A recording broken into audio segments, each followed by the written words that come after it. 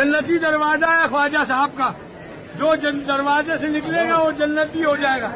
ख्वाजा की दुआ है इस पे, जो ख्वाजा के जन्नती दरवाजे से गुजरेगा उसके तमाम गुनाह माफ हो जाएंगे।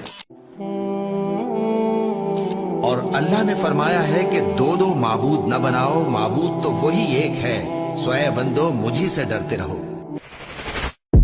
और अगर तुम इनसे पूछो कि आसमानों और जमीन को किसने पैदा किया, तो कह देंगे कि अल्लाह ने।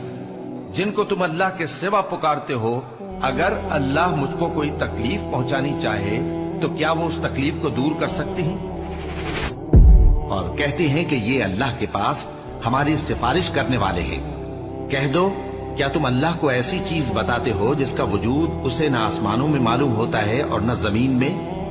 वो पाक है और उसकी शान उनके शिर्क करने से बहुत बुलंद है।